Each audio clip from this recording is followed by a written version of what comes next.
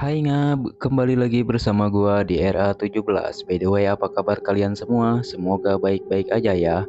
By the way, cek tombol subrek kalian apakah masih menyala? Kalau sudah padam, gua ucapkan terima kasih.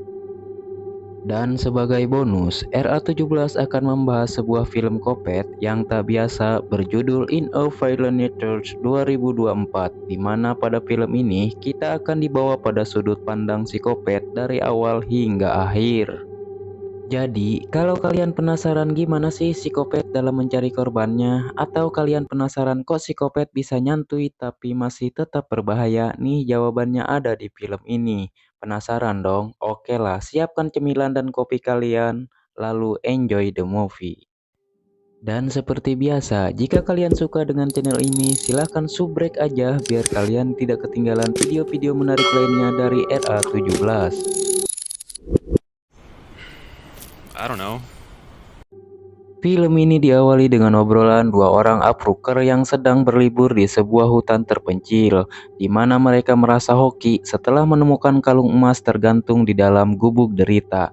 Akan tetapi, salah satu di antara mereka ada yang merasa janggal, apalagi menurut rumor di hutan ini telah terjadi pembantaian yang sangat mengerikan. Namun, salah satu dari mereka merasa tidak percaya dan langsung mengambil liontin tersebut untuk dijual.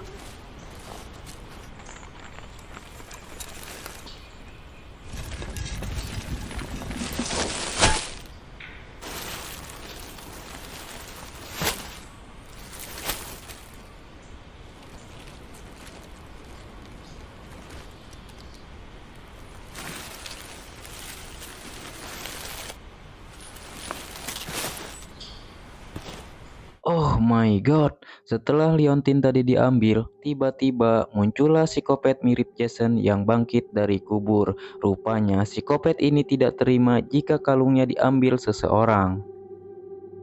Dan kini, psikopat ini mengincar orang yang telah mengambil liontinnya meski ke ujung dunia sekalipun.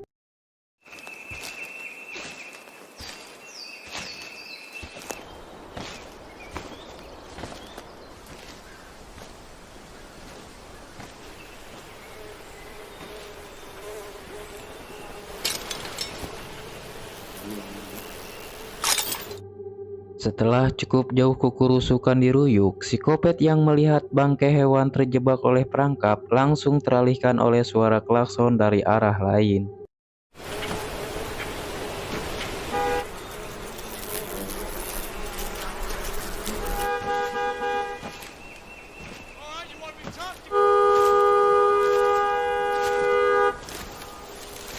Patience for a man to pinch off a piece? Cut the shit, Chuck.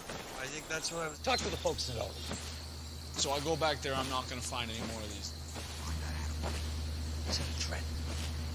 Threatening? Yeah, to do your dirty work. Now you're good for it. Fuck. Motherfucker.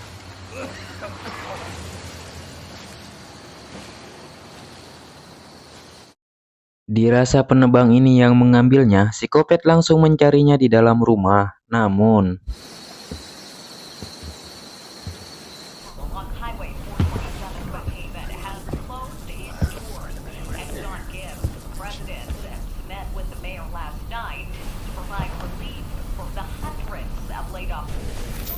This was your mother's, John. I want you to have it.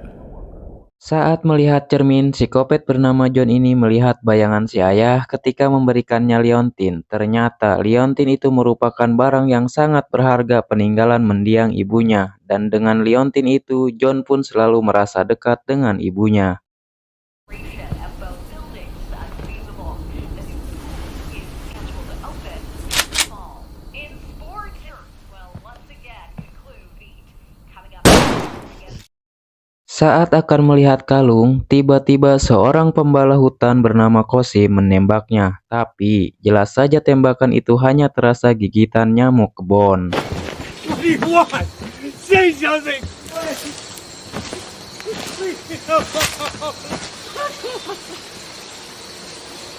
Get out!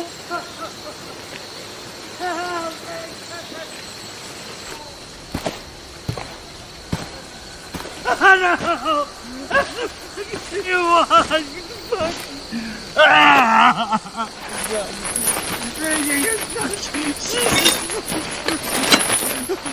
Sungguh suwe, karena terlalu panik, Kosim malah terkena jebakan hewan, dan kini Mang Kosim hanya bisa pasrah menerima takdir.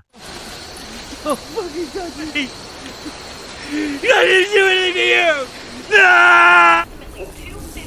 last evening, thieves stormed at that facility from Fiddle. Anyone with information on this or at 248-3245. Setelah melakukan fatality, rupanya kalung ini bukan milik ibunya dan malah bertuliskan Mother Punker. Lantas, psikopat John melakukan pencarian dengan perlahan tapi pasti.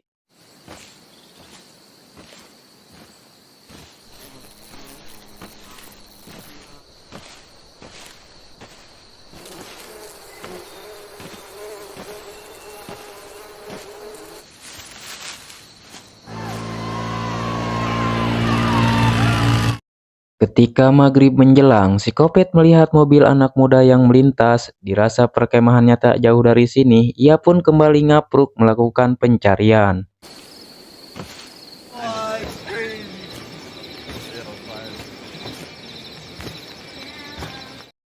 Hingga di malam harinya psikopat John akhirnya menemukan camp anak muda yang sedang nyantui di depan api unggun. Dan ketika psikopat John mengintai, di saat itu pula para remaja sedang asik oleng sambil mendengarkan cerita dari pria bernama Aaron. Di mana Aaron yang mengetahui rumor di wilayah ini menceritakan bahwa beberapa tahun lalu pernah ada sesosok manusia kuat yang tak bisa modar, bak memiliki ilmu rawa rontek, dan jelas saja sosok itu melakukan kengerian yang tak bisa dibayangkan oleh manusia biasa. His neck snapped as soon as it hit the ground, so they decided to teach him a lesson.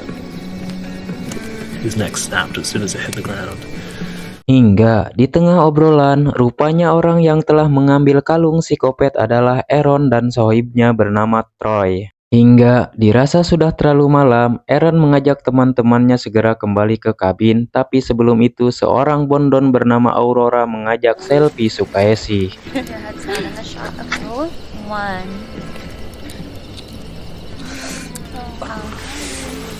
Yeah, we know you won't shut the fuck up about it. Setelah para remaja itu pergi, psikopat John yang sudah mengetahui keberadaan liontinnya langsung ngambil perkakas untuk melakukan aksi kopetnya.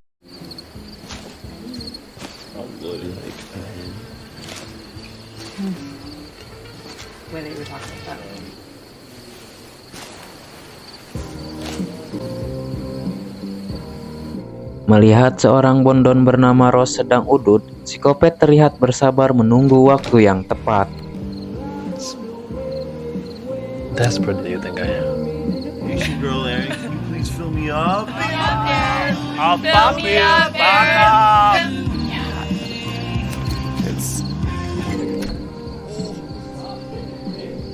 Hingga saat mangsanya memisahkan diri dari kabin, psikopat langsung mengikutinya dengan apruk-aprukan di dalam ruyuk.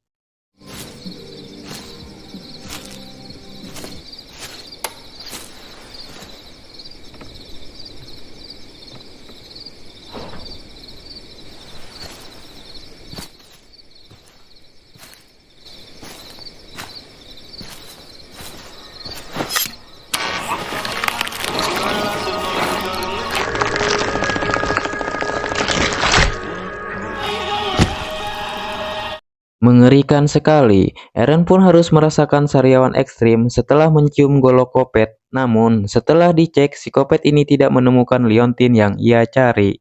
Kemudian, ia langsung membawa jasad Aaron menuju suatu tempat.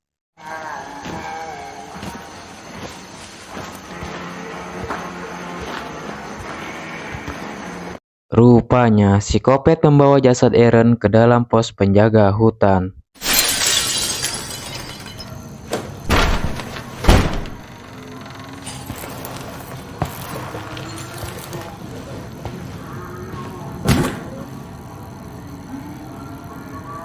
Saat memasuki pos jaga, psikopat melihat peralatan menebang jadul berniat untuk menggunakannya.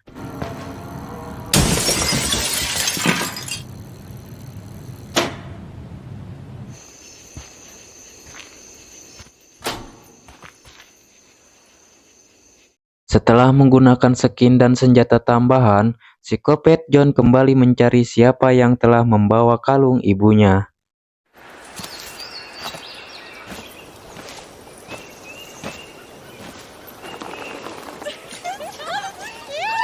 Hingga di keesokan harinya pencarian John membuahkan hasil saat melihat dua bondon di dermaga di mana mereka adalah Aurora dan Rose yang selesai melakukan jogging pagi.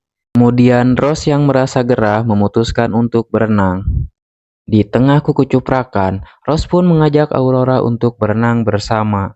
Ogah ntar ada lintah masuk ke lubang celengan gue, mending gue mah yoga di atas bukit, ujar si Aurora. Melihat ada mangsa, psikopat John menghampiri mereka dengan gaya berjalan ceker di dalam air.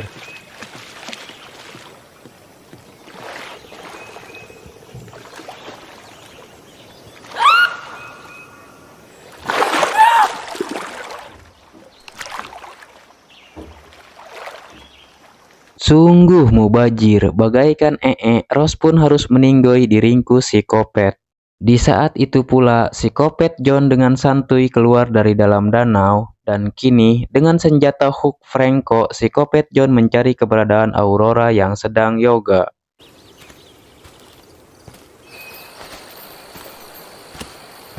Saat Aurora sedang peregangan, ia pun tak menyadari jika ajalnya akan segera tiba.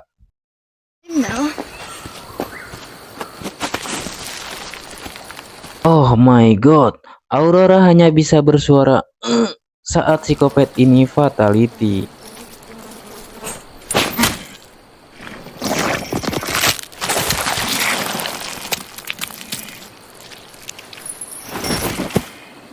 Lagi-lagi mubazir saat Aurora harus mendapatkan fatality ekstrim dari psikopat John. Dan kini, jasad Aurora dibuang begitu saja bagaikan sampah masyarakat.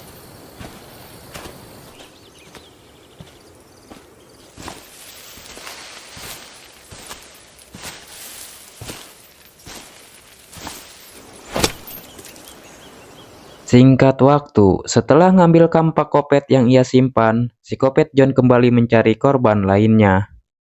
Di tengah apruk-aprukan menembus ruyuk, tiba-tiba psikopat ini menemukan sebuah kunci dengan gantungan mobil Hot Wheels dan sungguh tidak diduga, rupanya psikopat ini masih memiliki jiwa bocil. Di mana ia tertarik dan memainkan gantungan kunci yang ia temukan, hingga di tengah asiknya main mobil-mobilan, di saat itu pula Cole kebingungan mencari kunci mobilnya yang hilang dan malah menemukan kampak kopet. Okay, look.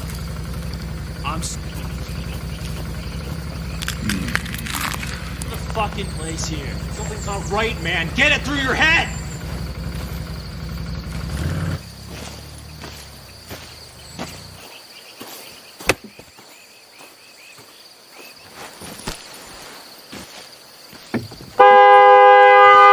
Dengan triknya, psikopat ini berusaha mengalihkan perhatian untuk mengambil kembali kampaknya.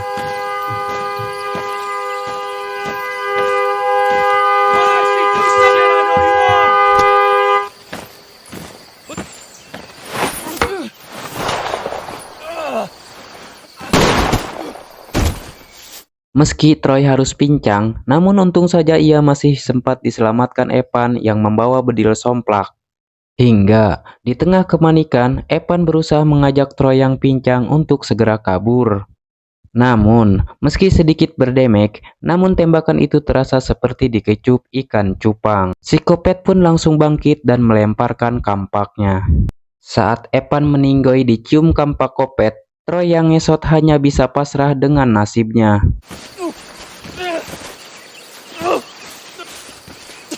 Please, help! Oh my god, Troy pun harus meninggoy bagaikan ayam geprek.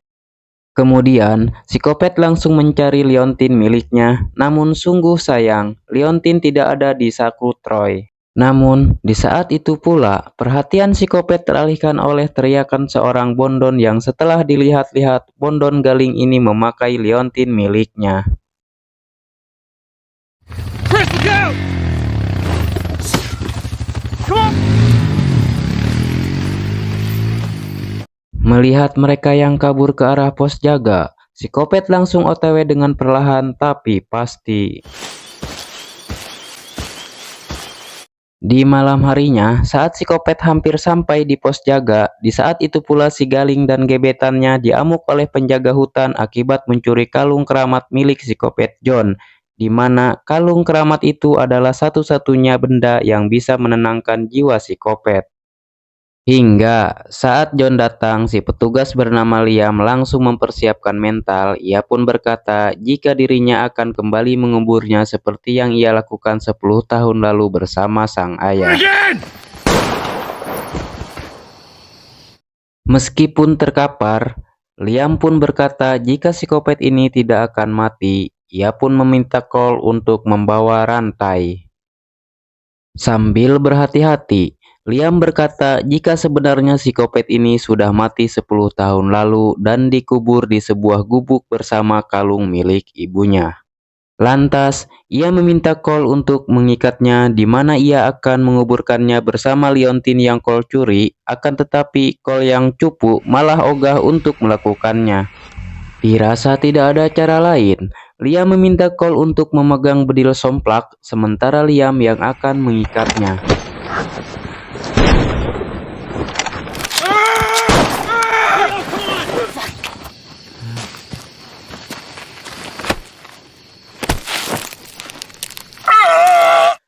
Sungguh suwe, akibat Cole yang cupu, Liam pun harus terkapar setelah punggungnya dikeretek abal-abal ala Mang Opet.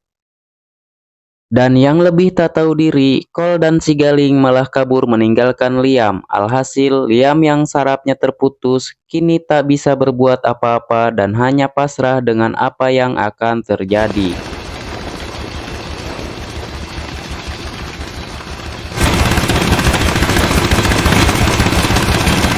Oh my god, bagaikan sales mesin potong, Liam yang masih sadar seolah diperlihatkan demonstrasi dengan cara apa Liam akan mati.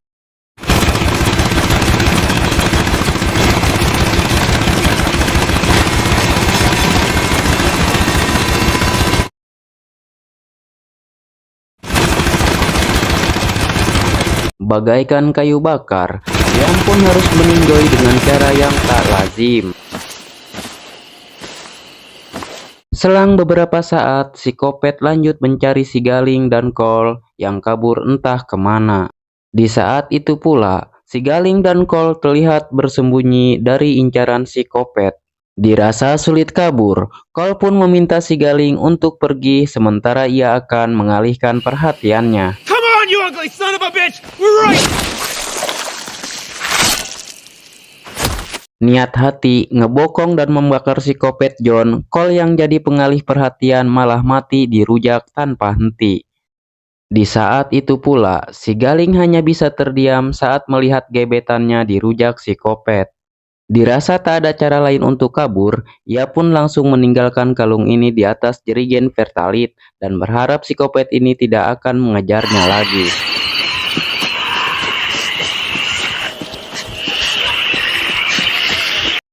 Namun, di tengah pelarian, si Galing yang panik malah nyasar dan hanya berputar-putar di hutan ini, sembari merasa ngeri jikalau si Kopet itu datang dan menghabisinya. Hingga, di pagi buta, si Galing yang kena mental semakin merasa putus asa saat kakinya malah tercucuk dahan jengkol. Di tengah rasa linu, si Galing yang pincang bergegas melanjutkan pelarian dan berharap menemukan jalan keluar dari hutan ini.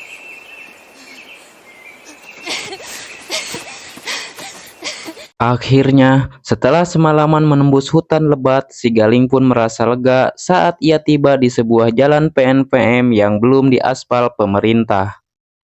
Kebahagiaan si Galing pun makin bertambah saat bertemu ibu-ibu pengendara koblak. Di tengah kondisi linglung, si ibu yang melihat si Galing terluka langsung membawanya ke rumah sakit. Di tengah perjalanan, si ibu yang bernama Oda ini heran di mana setiap orang yang keluar dari hutan itu selalu saja dalam keadaan ripuh dan terluka. Bahkan, dulu ia pernah menemukan seorang pria yang ngesot keluar dari hutan dengan tanpa ceker. Mendengar hal itu, si Galing yang trauma parah hanya bisa pelanga-pelongo. Hingga di tengah obrolan, Codah pun heran yang tiba-tiba saja si Galing pingsan. Dan betapa kagetnya Codah saat melihat pendarahan di kaki si Galing akibat tercucuk dahan jengkol. Leg to slow down the bleeding. Yeah, okay, take me to hospital, please. Please, honey, please. Saat Codah akan menghentikan pendarahan, si Galing langsung panik, takut psikopat itu datang dan tiba-tiba menghabisi mereka. Namun, untungnya psikopat itu sudah tidak mengejarnya lagi.